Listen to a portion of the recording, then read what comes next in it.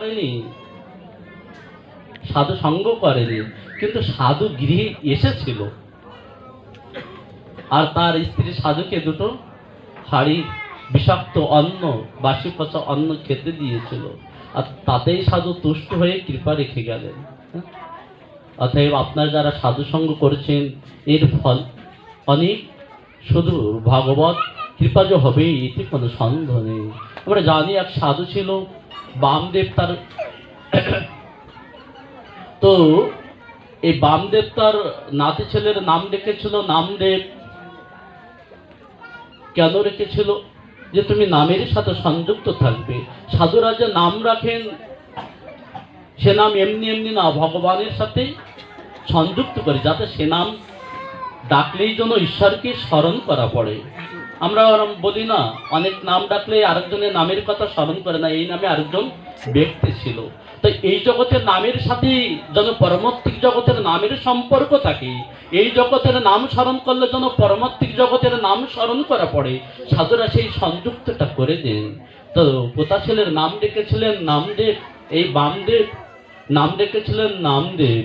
তো একদিন নামদেবকে বলছে, আরে দাদু, আমি একটু তীর্থ পরিক্রমায় যাব, তা আমার মন্দিরের যে বিগ্রহ আছে সেবার দায়িত্ব তোমার পরে দিয়ে যেতে চাই। তো আমি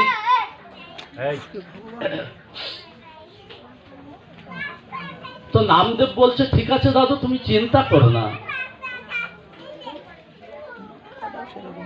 তুমি চিন্তা করো না, আমি সেবার দায়িত্ব নেব। তো নামদেব সেবার দায়িত্ব নিলেন।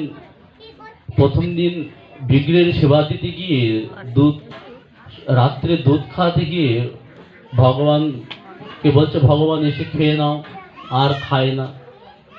বিগ্রহ তো পাষাণের বিগ্রহ বলছে, দাদু আমাকে দায়িত্ব দিয়ে গিয়েছে, তুমি খাবে না, কি তাই হয়? ছোট মানুষ অনুনয় বিনয় প্রার্থনা বোঝে না, কিন্তু ভিতরে তার ভক্তির অনুরাগ আছে।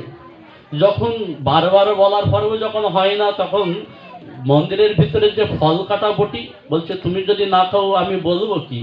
যদি বলে, হ্যাঁ, আমার কাছে যদি জিজ্ঞাসা করে বিগ্রহ কি খেয়েছিল, ভগবানকে খেতে দিয়েছি, তা আমার সামনে যদি তুমি না খেতে দাও, তা আমি মিথ্যা কথা বলবো? ও তো আমার দ্বারা সম্ভব হবে না। তো তখন বলছে, তুমি যদি না খাও আমি মিথ্যা কথা বলতে পারবো না, সত্যকে জীবনে অবলম্বন করেছি, তো আমি মিথ্যা কথা কেন বলবো এই কণ্ঠ দিয়ে? তাই কণ্ঠটাই রাখবো না, আমি নিজেই এই বটি দিয়েই আমার গলা আমি নিজেই কেটে আমি নিজেকে নিজে হত্যা করব। এমন ভাবে যখন আমরা সংক্ষিপ্ত ভাবে যাই, এমন ভাবে যখন উদ্যোগ নিলেন, তখন ভগবান আর বেদিতে থাকতে না পেরে নেমে এসে তার হাতের সেবার দ্রব্য গ্রহণ করলেন। এভাবে সেবা দিতে দিতে একসময় বামদেব তীর্থ পরিক্রমা করে ঘরে এসে বলছে, তুমি কি ঠিক মতো বিগ্রহ সেবা দিয়েছো? বলছে, হ্যাঁ দিয়েছি। বলছে, প্রথম দিন তো খেতে চাচ্ছিল না জানো, হ্যাঁ, আমাকে এই পথ অবলম্বন করতে হয়েছে। যখনই আমি আমার গলায় বটি বাঁধালাম, অমনি তোমার ঠাকুর আমার কাছে এসে আমার হাতটা এঁটে ধরলো, বলছে, দিয়ে তোর খাবার দে। এই কথা শুনেই তো বামদেব অবাক, আরে সত্যি তাই হয় নাকি? বলছে, হ্যাঁ, সে আমার হাত এটে বলছে, না তুই খাবার দে। হ্যাঁ, সে নিজে নিজেই চেয়ে খায়। বলছে, আমি তো তোর এটা দেখতে চাই যে তোর হাতে কেমন খায়, কারণ বামদেবের হাতে তো জীবনে কখনো খায়নি, কিন্তু যার পরে দায়িত্ব দিয়ে গিয়েছিল তার হাতেই ভগবান যে সেবা গ্রহণ করে, এটা বামদেবের বিশ্বাস ছিল না। তো বামদেব এবার মন্দিরের বাইরে আড়ালে ঢুকিয়ে রইলেন। নামদেব ও ভগবান কি সেবার আয়োজন করে ডাক দিলেন, দেখে সত্যি তার ডাকে আসন থেকে নেমে সেবার দ্রব্য গ্রহণ করলেন। সেদিন থেকেই বামদেব রোমাঞ্চিত হয়ে নামদেবকে বক্ষে জড়িয়ে ধরে বললেন, নামদেব, আমি তোমাকে আশীর্বাদ করলাম, আজ থেকে আমার সেবার অধিকার নেই, এই বিগ্রহের সেবার দায়িত্ব আমি তোমার হাতেই অর্পণ করলাম। নামদেবকে আশীর্বাদ দিয়ে গেলেন। এই নামদেব ভগবানের নামেই এতটা পাগল হয়ে গেল, এক সময় এই বিগ্রহের সেবা একজন সেবকের দায়িত্বে দিয়ে ভগবানের নাম কীর্তন করতে করতে বেরিয়ে পড়লেন। জগৎ সংসারের কল্যাণের জন্য।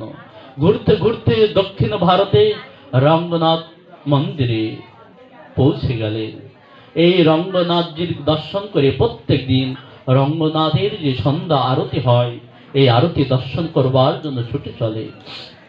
কিন্তু পথ পরিক্রম করতে করতে পায়ের এতটা ফোসকা পড়ে গিয়েছে, পাগুলো পেটে রক্ত বের হয়, তার জন্য উনি পাদুকার ব্যবস্থা করেছে, পাদুকা দিয়ে চলে, হাঁটতে পারে না।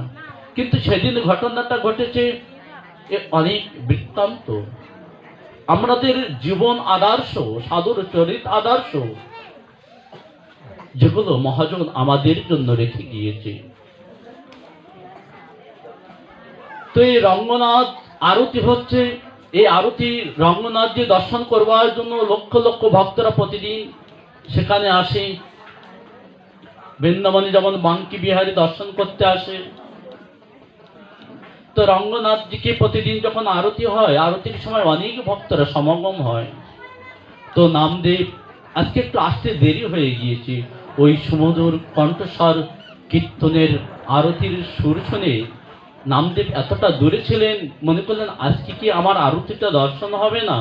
তো উনি দেখছেন যে আরতি শুরু হয়ে গিয়েছে, তো অতি দ্রুত আসতে গিয়ে পায়ের জুতোটা একটু দূরে খুলে আসছে, তা ওটা করতে গেলে আর আরতি দর্শন হবে না। তো জুতোটা উনি বুকের পরে কলসের ভিতরে নিয়েই মন্দিরে প্রবেশ করেছে।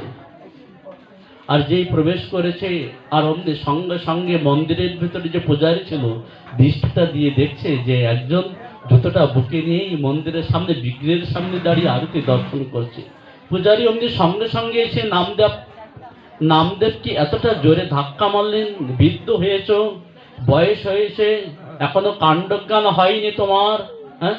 মন্দিরের ভিতরে তুমি জুতা নিয়ে বুকের পরে বিগ্রহের সামনে জুতা হাত থেকে ফেলতে পারোনি, তুমি বিগ্রহ আরতি দর্শন করতে এসেছো। এমন ভাবে ঘাড়ের গলাটা ধরে ধাক্কা দিয়েছে বৃদ্ধ মানুষ, বয়সের ভারে নুয়ে পড়েছে, শক্তি আর আগের মতো নেই, মন্দিরে অপর পাশে পড়ে গিয়েছে। বারান্দা থেকে কিছুটা দূরে ছিটকে চলে গিয়েছে। অন্যান্য ভক্তরা বলছে ঠিক হয়েছে, তাকে জ্ঞান দেওয়ার অবশ্য প্রয়োজন। ঠিক হয়েছে, বৃদ্ধ হয়েছে তুমি, এখনো হিতাহিত বোধ হয়নি তোমার। নামদেব যেই পড়ে গিয়েছে, পড়ে রঙ্গনাথজিকে বলছে, রঙ্গনাথ এটাই আমার শাস্তি, আমার উপযুক্ত শাস্তি হয়েছে। এবার এর জন্য আমার কোনো অনুতাপ নেই, আমি যেমন কর্ম করেছি, হে ভগবান আমার তেমন ফল পাওয়া উচিত ছিল, কিন্তু তোমার আরতি দর্শন হলো না। আজকে আমার অপমান হয়েছে, তাতে আমি অপমানিত হইনি, কিন্তু এর থেকে বড় কষ্ট তোমার শিবদম দর্শন করে আজকে আমার আরতি দেখা হলো না। বলে নামদেব ওখানেই কীর্তন শুরু করলেন। আর পূজারী যখন আবার আরতি দেখাতে যাবেন, তাকিয়ে দেখে বিগ্রহ তার মুখটা ফিরিয়ে নিয়েছে। আরে প্রতিদিন তো বিগ্রহ শত শত ভক্তরা যেদিকে দাঁড়িয়ে থাকে আরতি দেখায়, বিগ্রহ তো সেদিকেই মুখ করে থাকে। আজকে বিগ্রহের পিছন পূজারীর দিকে, আর বিগ্রহ মুখটা ফিরিয়ে নিয়েছে। তাকিয়ে দেখি যেদিকে আমার নামদেব কীর্তন করছে, মন্দিরের পিছনে যেখানে পড়েছিল সেখানেই আমার বিগ্রহ সেদিকে তাকিয়ে আমার বিগ্রহ নামদেবকে দেখছে, আর নামদেব সে বিগ্রহের দিকে তাকিয়ে অপলক নেত্রে মধুর স্বরে কীর্তন করে চলেছে। এই তো সাধুর নাম মহিমা। সাধুরা যদি কারোর নাম রেখে যায়, সে নাম কখনো বৃথা যায় না। এ নাম বৃথা হবার নয়, এ জগৎ ধ্বংস হয়ে যাবে,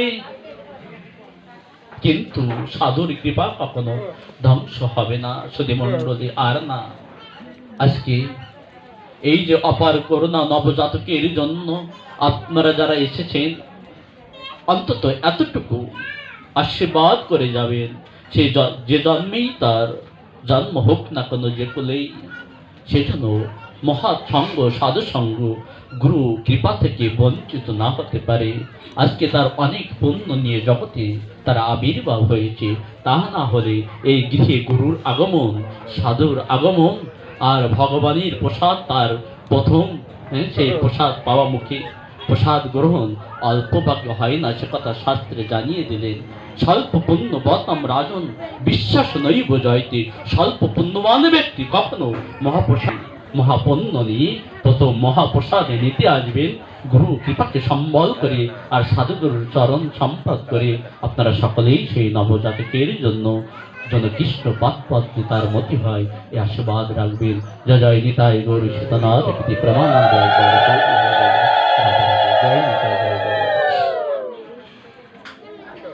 এবার এই ব্যাসাসন অলঙ্কিত করবার জন্য